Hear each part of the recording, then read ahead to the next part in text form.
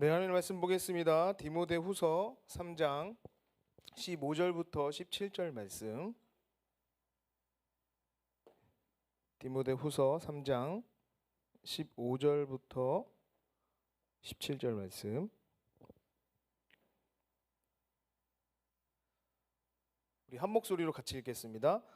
또 어려서부터 성경을 알았나니 성경은 능히 너로 하여금 그리스도 예수 안에 있는 믿음으로 말미암아 구원에 이르는 지혜가 있게 하느니라. 모든 성경은 하나님의 감동으로 된 것으로 교훈과 책망과 바르게 함과 의로 교육하기에 유익하니 이는 하나님의 사람으로 온전하게 하며 모든 선한 일을 행할 능력을 갖추게 하려 함이라. 아멘. 반갑습니다. 오랜만에 보잖아요, 우리. 그죠?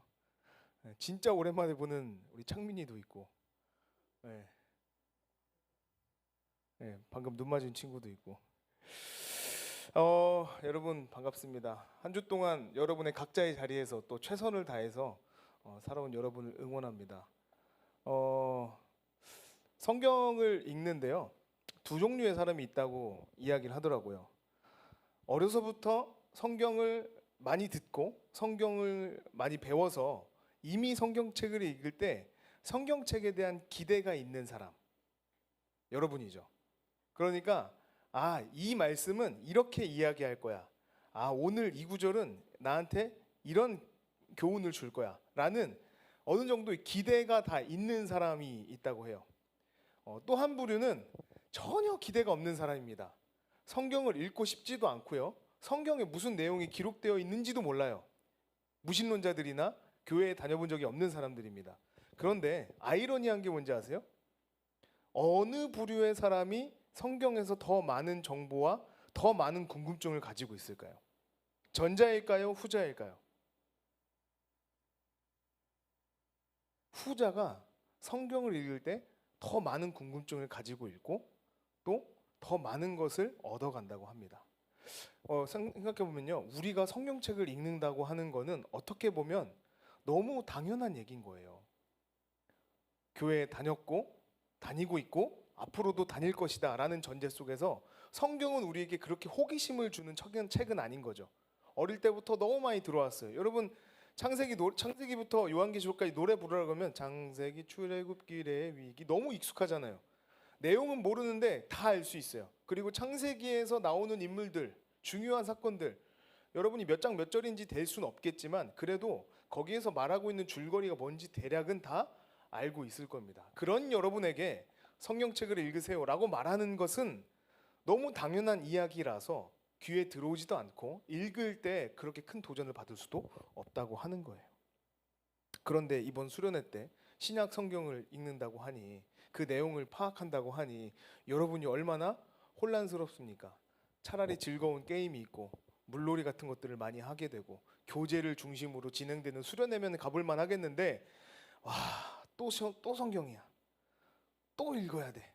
성경을 읽는 시간은 거의 없습니다만 그래도 뭔가 또 성경에 대한 걸 들어야 돼. 그러면 여러분의 기대감은 제가 생각하기에도 뭘 하는지 모르는 무신론자들에 비해서, 교회가 뭔지 모르는 사람들에 비해서 훨씬 떨어질 수 있겠다라는 생각을 이번 주에 제가 이제 한 거예요. 그래서 오늘 성경은 무슨 이야기를 할 거냐면요, 오늘 설교는 성경은 그러면 우리가 왜 읽어야 하는가? 우리가 그렇게 오랜 연수를 가지고 신앙생활을 해왔음에도 불구하고 그래도 성경을 읽어야 하는 이유가 있는가라는 질문에서 출발합니다. 오늘 우리가 이제 본 디모데 후서는요, 바울이 썼습니다. 누구에게 썼을까요? 디모데 후서니까 후서에게 썼죠. 진짜 몰라서 안 웃는 거예요? 아니면 아는데 비웃는 거예요? 디모데에 있었습니다. 죄송합니다. 너무 간단한 당연한 걸 제가 질문해가지고 디모데에 있었습니다. 그럼 어려운 질문 해볼게요. 언제 썼어요? 바울의 사역 초기에 썼을까요? 아니면은 중기에 썼을까요? 아니면 후기에 썼을까요? 난 초기에 썼다. 디모데 후서는 초기에 썼다. 좋습니다. 마음속으로 두 분 들었어요. 난 그럼 중기쯤에 썼다. 중간쯤에 쓴 것 같다. 아니다. 후서니까 사역 후기에 썼다. 바울이 안 썼다. 이거 바울이 쓴 거 아니다. 목사님 잘못 알고 있다. 그럼 안 준 사람들은 뭐야? 다른 의견이 있어. 디모데가 썼다. 난 지금 멘탈이 없다. 뭐야? 왜 쳐다만 보고 있어? 대답을 해요. 내가 대답할게. 후기에 썼습니다. 후기에 썼는데 왜 이걸 얘기하냐면요. 여러분, 자 생각해봐요. 내가 여러분이 대학교를 다니고 고등학교를 다니고 중학교를 다니고 초등학교 다녀봤잖아요. 처음에 시작할 때의 나의 모습과 끝날 때의 나의 모습이 같아요, 달라요? 직장 생활도 마찬가지잖아요. 직장에 처음 들어갈 때 그 호기로운 모습과 어느 정도 직장 생활을 버텨서 연차가 조금 되는 이 직장 생활의 어떤 이 모습은 같을까요, 다를까요? 전혀 다르죠. 왜 다릅니까? 적응하니까. 그리고 많이 알았으니까. 그러면 어느 정도 짬이 차면요, 당연히 누구나 라떼가 나올 수밖에 없어요. 경험이라는 게 그런 거예요. 내가 했던 경험들, 그걸 알지 못하는 자들에게 실수를 반복하지 않게 하기 위해서, 혹은 그것을 통해서 조금 더 편한 길을 갈 수 있도록 알려주는 방법들인 거죠. 오늘 이 디모데 후서 같은 경우가 그런 거예요. 바울이 사역을 충분히 한 후에, 그 혈기왕성했던 바울이 이제 이 사역의 마지막 즈음에, 정확히 언제다라고 말하기는 굉장히 어렵습니다만 투옥된 상태인 건 맞아요. 로마에 투옥된 상태인 건 맞아요. 그러니까 이제 바울도 스스로 더 이상 여기에서 벗어날 수는 없을 것 같다라는 막연한 끝을 이야기하고 있는 게 오늘 디모데 후서입니다. 그러면서 디모데에게 그렇다면 네가 가고 있는 그 길, 너의 스승이자 좋은 동역자이자 아버지와 같은 내가 이렇게 투옥 당하면서까지도 같이 가고 있는 이 길이 옳으냐 틀리냐, 그리고 계속 가야 한다면 어떻게 가야 하냐에 대해서 이야기하고 있는 책이 디모데 후서인 거예요. 그런 맥락에서 오늘 우리가 읽은 본문이 등장한다는 것을 염두해 놓고 있으면 됩니다. 여러분, 제가 지난주에 약속했어요. 설교 몇 분 한다 그랬죠? 20분이요? 거짓말하면 지옥 갑니다. 25분입니다. 25분이에요. 25. 제가 35분이 시작했습니다. 여러분, 제가 열심히 노력하고 있어요. 자, 우리 그러면 이 바울이 말하고 있는 이 성경은 뭘까? 왜 그가 마지막에 이 자기의 사역의 끄트머리 즈음에 정말 사랑하고 아끼는 이 아들 같은 자기의 동역자 디모데에게 오늘 우리가 말하고자 하는 성경에 대한 이야기를 하고 있을까? 이게 오늘 우리의 설교의 핵심인 거예요. 첫 번째는요, 복음을 받아들이는 것 자체가 굉장히 위험하다라는 걸 바울은 너무나 잘 알고 있어요. 내가 사랑하는 디모데지만 디모데에게 미리 말하는 겁니다. 복음을 받아들이는 것은 굉장히 고난이 따르는 위험한 길이다. 사도 바울은요, 이 편지를 로마의 감옥에서 쓰고 있습니다. 뭐 가택 연금 상태다, 아니면 진짜 감옥이다 라고 뭐 말들이 많지만 어쨌든 메인 몸입니다. 자유롭지 못한 상태예요. 사도 바울 자신도 더 이상 기회가 없다는 것을 너무나 잘 알고 있습니다.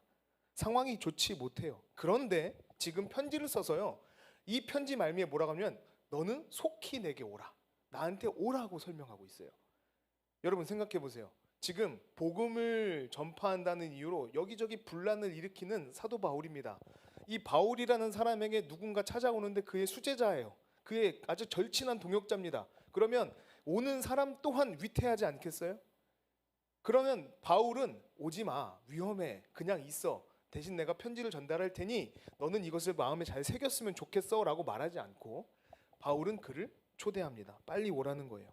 개인적인 필요함도 분명히 있지만 그보다 앞선 게 있다면 자기가 경험한 이 복음, 예수 그리스도의 이 정수를 전달하고자 하는 마음이 있는 겁니다.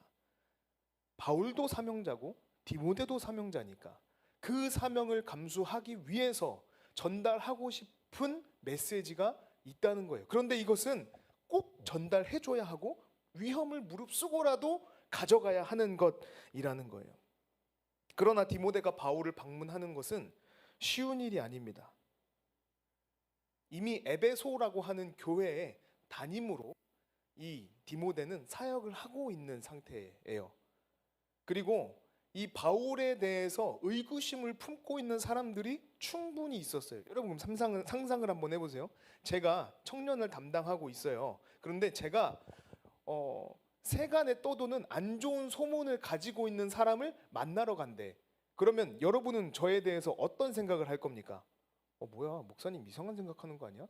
이상한 사람 만나는 거 보니까 목사님의 자질도 우리 의심해 봐야 되는 거 아니야? 라는 말을 충분히 할 수 있죠. 디모데가 바울을 만나러 가는 것 자체가 굉장히 쉬운 여정이 아니에요. 보는 눈도 많고요. 바울에게 가지고 있는 많은 사람들의 이 의문들도 일일이 다 해명해야 하고요. 해소시켜줘야 하는 겁니다.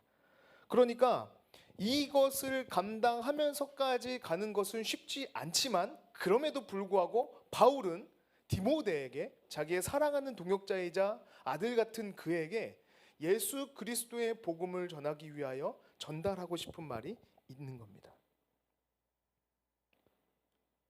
바울은 이것이 예수 그리스도를 믿는 자들에게 응당 지어지는 무게라는 것을 알고 있었고, 디모데에게도 그것을 전달하고 있습니다.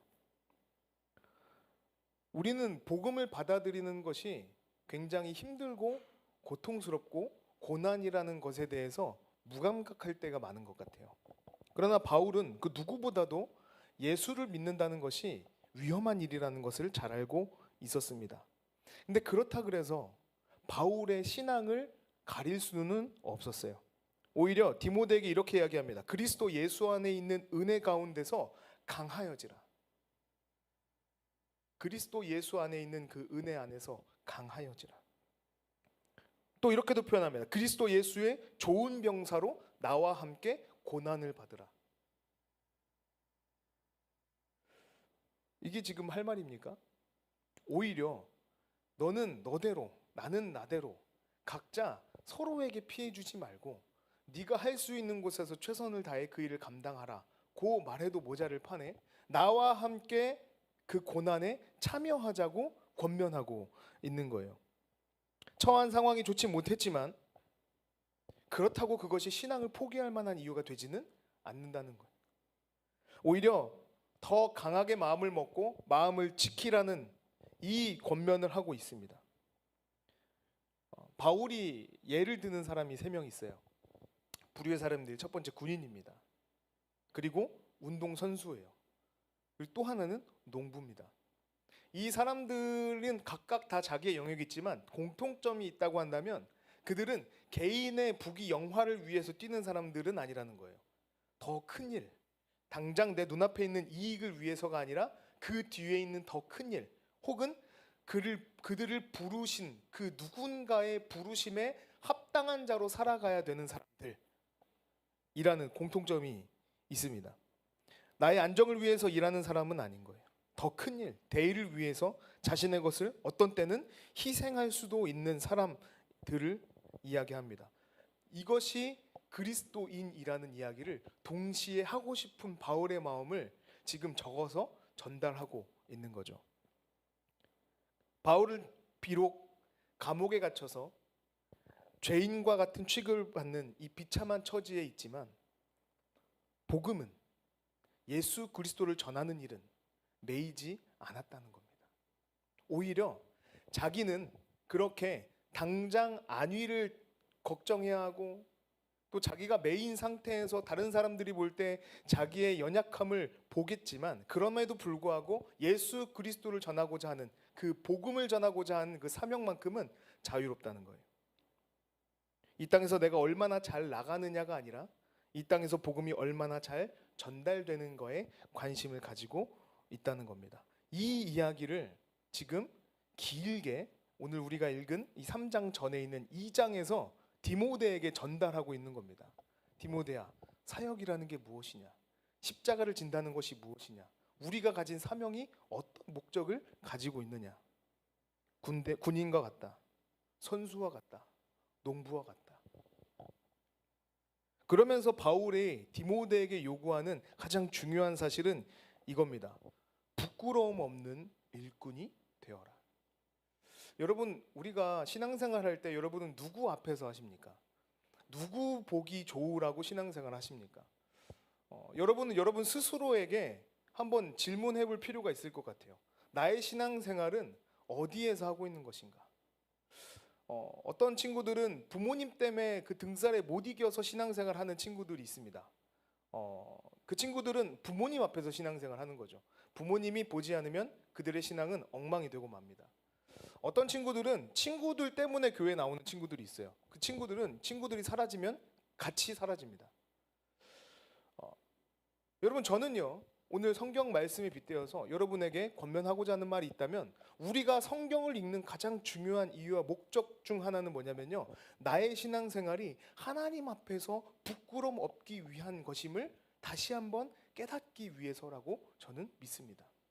그 누구가 아니라, 그 어떤 사람이 아니라, 어떤 환경이 아니라 하나님만이 내 앞에 계시고 그 앞에 서는 것이 나의 믿음이고 신앙생활이라는 사실을 다시 한번 각성하게 되는 것. 그래서 오늘 바울이 디모데에게 권면하는 첫 번째 이야기처럼 부끄럼 없는 자가 되기 위한, 하나님 앞에서 부끄럼 없는 자가 되기 위하여. 부끄럼 없는 일꾼이라는 것이 무엇입니까? 구원을 얻게 하는 하나님의 말씀을 듣고 알았고 구원을 받았다면 그것을 우리의 삶으로 살아내는 겁니다. 그것을 전하는 자가 되는 겁니다. 그 사명을 감당하는 겁니다. 이것은 디모데에게 굉장히 중요한 일이었습니다. 디모데가 맡고 있는 에베소 교회는요, 하나의 문제가 있었습니다. 어떤 문제가 있었냐면 거짓 교사라고 불리우는 사람들이 있었어요. 이 사람들이 어떤 걸 말하냐면 예수님은 뻥입니다, 예수님은 가짜입니다, 십자가는 거짓 사건입니다, 이런 거를 가르치면 당연히 쫓겨나겠죠. 그런데 그런 걸 가르친 게 아니에요. 뭘 가르쳤냐면 당신들이 세상적인 삶, 그런 쾌락들을 추구해도 하나님은 당신들을 인정하실 겁니다, 이해하실 겁니다, 받아들이실 겁니다, 괜찮습니다 라고 말하는. 개인의 경건은 조금 무너질 수 있습니다, 우리는 연약합니다, 그러니 하나님 앞에서 완벽할 수 없다는 걸 받아들이십시오, 괜찮습니다, 그러니까 조금 흠 있게 살아도 괜찮습니다, 경건은 우리가 다 이룰 수 없습니다.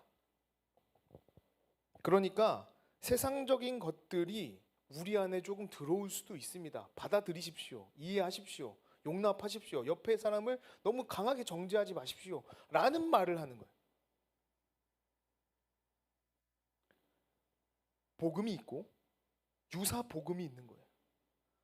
복음을 전하는 자가 디모데라면 그런 비슷한, 나도 예수님 믿는 사람입니다, 나도 신앙인입니다, 나도 그리스도인입니다, 괜찮습니다, 어쩔 수 없는 게 있지 않습니까? 라고 복음을 가장하여서 거짓으로 성경이 말하고 있지 않은 것들을 그럴싸하게 말하는 거짓 교사들이 있다고 하는 거예요. 여러분, 디모데가 인기가 많을까요? 괜찮습니다라고 말하는 그들이 인기가 많을까요? 여러분의 선배 중에 정도를 걸어야 돼, 신앙에는 왕도가 없어, 지름길이 없어, 야 우리 하나님께 나가서 엎드려야 돼, 수련회?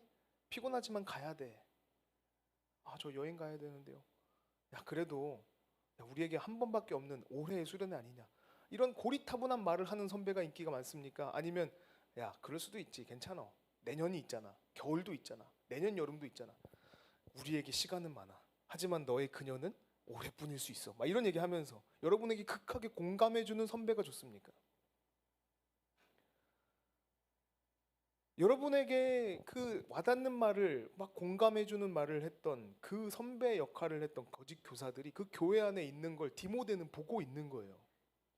경건이 우리에게 절대적이지 않다, 하나님 앞에서 바르게 살아가는 것이 때로는 타협이 가능하다라고 말하는 그 사람들이 있다는 거예요. 디모데는 그 문제 앞에 직면해 있는 겁니다. 그런 디모데의 사정을 바울이 알아요. 그리고 말하는 겁니다. 디모데야, 하나님 앞에서, 사람이 아니라 하나님 앞에서 부끄럼 없는 일꾼이 돼.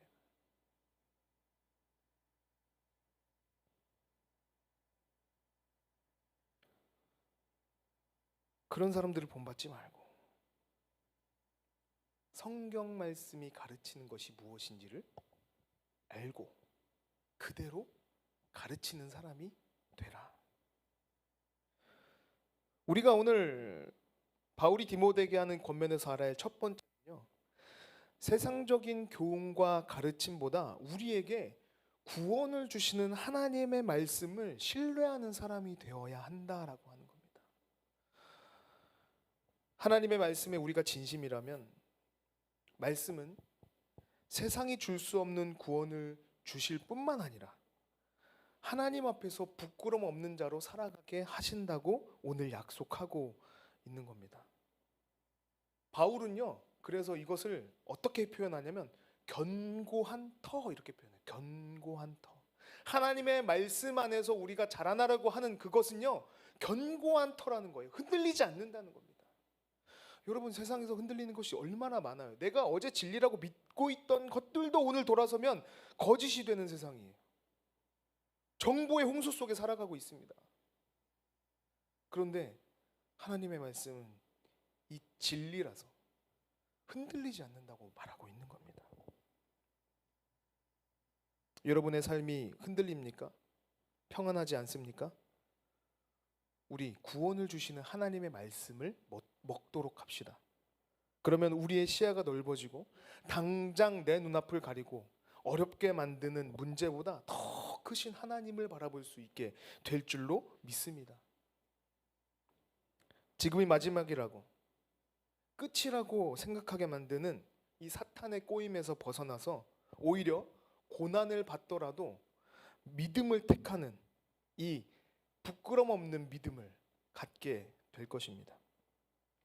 두 번째는요, 첫 번째는 하나님의 말씀 안에서 그 구원을 얻게 하는 믿음을 붙드는 겁니다. 두 번째는요, 이 복음은 우리에게 길을 제시합니다. 인생은 고난의 연속이다라는 말이 있어요. 이거를 이제 속담으로는 산 넘어 산이다 뭐 이렇게 표현합니다. 인생은요, 어려움이 계속 있는 거예요. 우리는 그걸 극복해 나가면서 살아가는 거죠. 그러니까 여러분, 내 삶은 왜 이렇게 어렵지? 내 삶에 이렇게 문제가 많지? 나는 뭔가 인생을 잘못 뽑은 것 같아. 인생은 망했어 라고 말하는 이런 친구들이 있잖아요. 근데 대부분의 사람들이 다 그렇게 생각해요. 다 힘들게 살아요. 여러분, 문제 없는 사람이 없어요. 다 문제 가지고 살아요. 어느 정도냐면요, 저희 집에 10살, 7살, 5살이 있잖아요. 몇 살이 걱정 없이 살까요? 5살 걱정 없이 살 것 같죠? 걱정이 많습니다. 그분도 근심이 많으세요. 오늘도 오늘 그 유치부에서 성경학교 달란트 시작을 하는데, 미간이 어디로 가야 하고 막 이러면서 고민 많이 하더라고. 집에 오면 걱정 없을까요? 여러분, 그 형들 사이에서 막내로 살아가는 인생이 얼마나 고달픈지 몰라요. 5살이면 고난이 없습니까? 5살이면 평안합니까? 아니요. 여기서 가장 연장자는 아마 유영 집사님이시니까 유영 집사님 인생에 고난이 없을까요? 제가 물어보진 않았지만 그렇지 않습니다. 디디며 살아가는 거예요. 이기며 살아가는 겁니다. 그러니까 인생은 고난의 연속이에요. 오늘 성경을 보니까요, 우리가 본문을 다 읽진 않았지만 성경에 이런 표현이 있어요.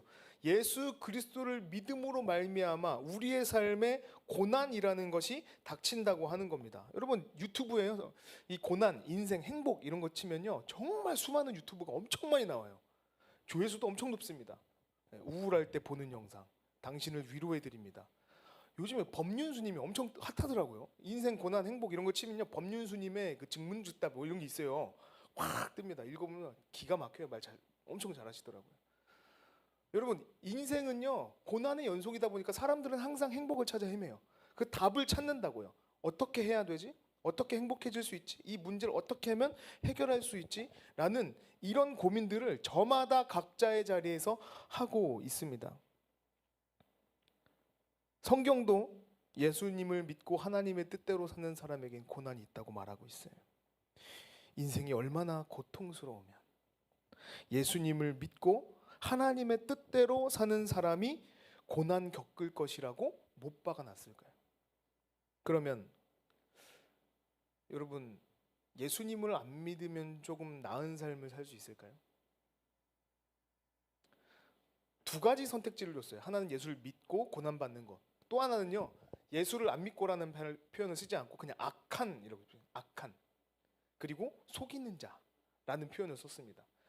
무슨 얘기를 하고 싶은 거냐면요, 하나님의 말씀을 믿고 진리 안에 살아가려고 하는 사람들은요, 그때부터 하나의 큰 테두리가 쳐지는 거예요. 우린 이걸 말씀이라고 부릅니다. 이 말씀은요, 하나의 울타리가 되어줘요. 세상으로부터의 공격을 막아줍니다. 사단으로부터의 영적인 공격을 막아줍니다. 그리고 내가 그것으로부터 무장하여서 싸울 수 있는 힘을 길러줍니다. 동시에 이 울타리를 벗어나면 그 이후에는 악함과 속이는 것들이 난무한 세상이라는 것을 이렇게 두 개로 나눠서 표현하는 거예요. 사람이 좋고 선하고 이런 걸 이야기하고자 하는 게 아닙니다. 세상의 속성을 이야기하고 있는 거예요. 말씀 안에 살아가는 자들의 속성은 비록 힘들고 어렵습니다. 왜요? 그 말씀을 우리가 다 살아낼 수 없다는 사실을 깨닫게 되거든요. 그럼에도 불구하고 그대로 살아가려고 노력합니다. 왜요? 내 안에서 도우시는 성령님이 계시기 때문에. 그러나 그 밖을 떠나면요, 기준이 사라지는 거예요. 울타리가 없어지는 겁니다. 여러분 혹시 망망대해에서 배 타본 적 있습니까? 배, 아무것도 안 보이는 배 타본 적 있어요? 나침반 없으면요 죽어요. 육지가 눈에 보이지 않거든요. 바다에 그냥 떠 있으면 어디로 가는지 절대 알 수 없습니다. 그래서 바다에는 뭐가 필수예요? 나침반이 필수인 거죠. 여러분 희망봉이라고 알아요? 희망봉? 맨 처음 희망봉을 발견하기 전에는요, 희망봉이 이제 그 인도로 가는 관문인데 꺾어져 가야 되는 그 깊은 이 대륙의 끝을 찾지 못한 거예요. 언젠가는 내가 인도로 가야 되는데, 무역을 하기 위해서 하나의 고비를 넘어야 되는데 그 끝이 보이지 않으니까 계속 탐지하고 하다가 이제 죽겠다 싶을 때 나타난 게 희망봉입니다. 그래서 거기를 턴해서 돌아가면 드디어 이제 무역의 길이 열리는 거예요. 그래서 이름이 희망을 줬다 그래서 희망봉이라는 이름을 갖고 있습니다. 우리의 삶에서요, 기준이라는 게 바로 그런 거예요. 내가 어디로 가야 할까? 어떻게 살아야 할까? 어디까지 움직여야 되고 언제 멈춰야 할까라는 기준을 제시해 주는 게 진리, 성경 말씀입니다. 그런데요, 세상은 이런 기준을 제시하지 않는다는 거예요. 오늘 우리가 읽지 않았지만 이 성경에서 속이는 자가 된다라고 표현하거든요. 근데 이 속이는 자라는 표현의 원어는 뭐냐면 길을 잃어버린다는 거예요. 길을 잃어버린다. 우리가 진리를 붙잡지 않으면 우리는 길을 잃어버릴 수밖에 없는 자들입니다. 저는 인생의 고통은 여기서 온다고 생각해요. 어디로 가야 하는지 모르고 어디로 가고 있는지를 모르는 사람들에게 인생은 고통스러울 수밖에 없는 거예요. 희망봉을 기다리지만 아무리 가도 희망봉이 나타나지 않습니다.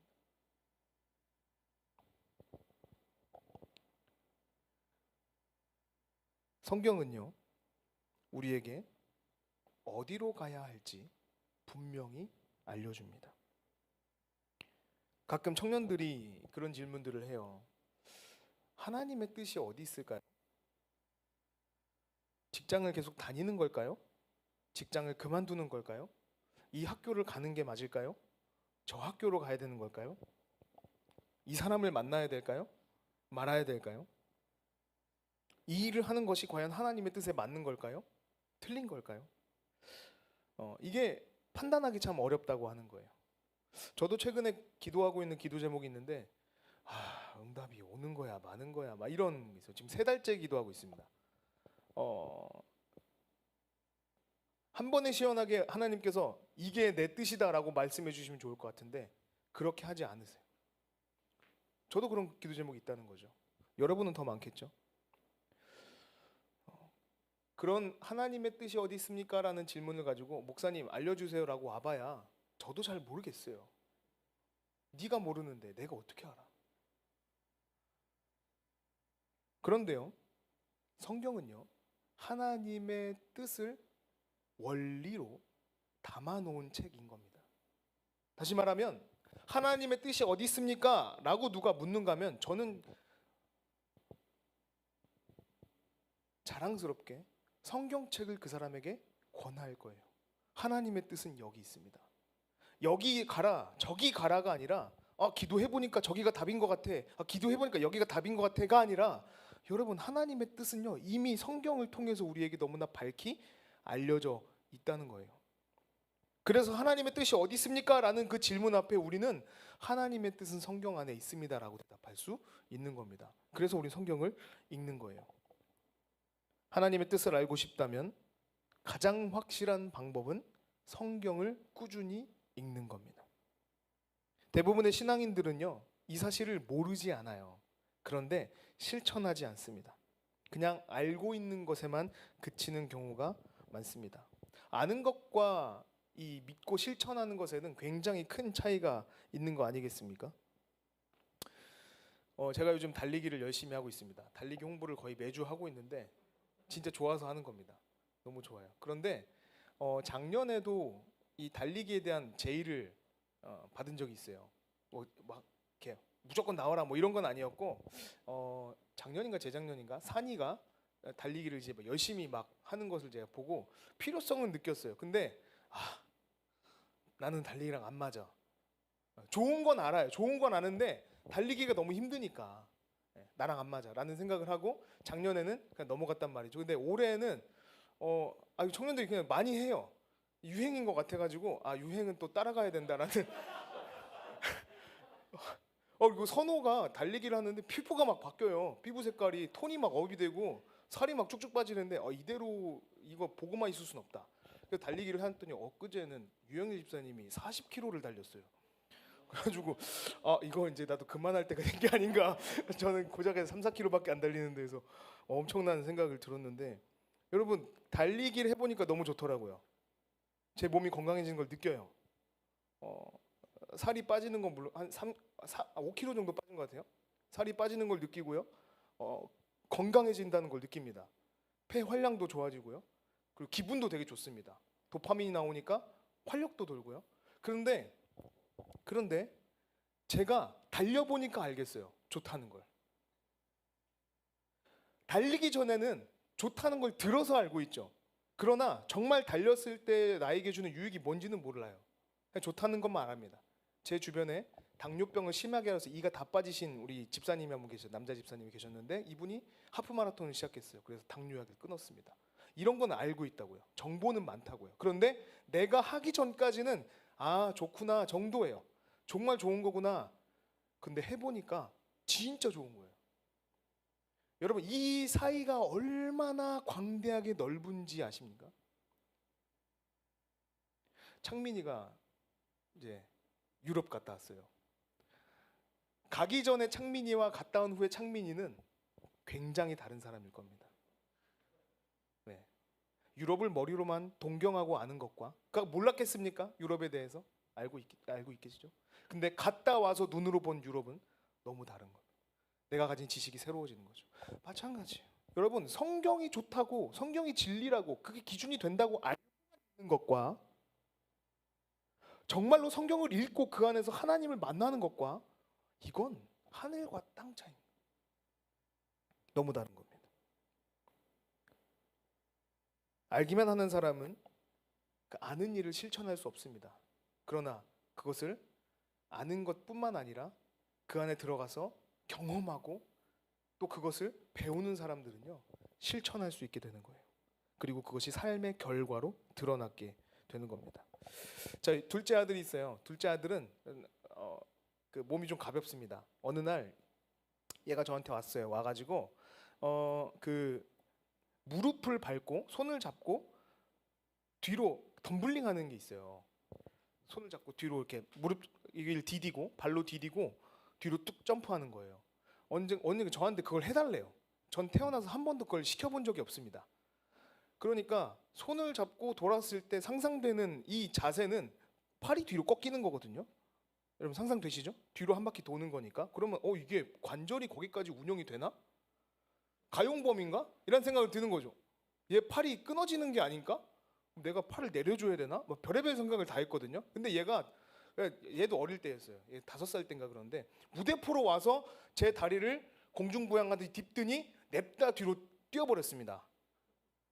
근데 사람의 팔이요 돌아가더라고. 아무 문제 없이 한 바퀴를 돌아도 얘가 이렇게 하고 있을 뿐이지 하나도 안 아파요. 돌더라고요. 머리로 생각했을 때 가능할까 싶었는데 어쩔 수 없이 당하니까 되더라고요. 여러분 알고 있는 것과 하는 거는 굉장히 큰 차이가 있습니다. 한 번 성공했습니다. 2번, 3번은요 이제 저도 안심이 돼요. 재미있어요. 할 수 있어요. 그러니까 얘가 또 해달라 그러면 한 번 더 해. 이미 저는 살짝 무릎을 튕겨줄 수 있어요. 더 잘 뛸 수 있도록. 2번, 3번 하는 게 전혀 어려운 일이 아닌 거죠. 이런 별일 아닌 것도요, 아는 것과 행동하는 것에는 큰 차이가 있는 거예요. 그런데 여러분, 삶에서 만나는 우리의 큰 문제들이라고 한다면요, 얼마나 많은 차이가 생기겠습니까? 제발 우리 하나님 뜻대로 삽시다. 주일학교 때 배웠던 것들을 아는 데서만 그치지 말고 성경에 나온 원리들을 우리의 삶에 적용시켜보고 그 결과가 어떠한지 우리 눈으로 직접 확인해 봅시다. 남들이 이렇더라, 목사님이 저렇더라 하는 말이 얼마나 의미 없는 말인지 우리는 20년 넘게 경험해봐서 알고 있지 않습니까? 우리가 말씀대로 살면 비록 고난을 겪을지는 모르겠지만 적어도 인생이라는 그 망망대해를 항해하면서 길을 잃지는 않을 겁니다.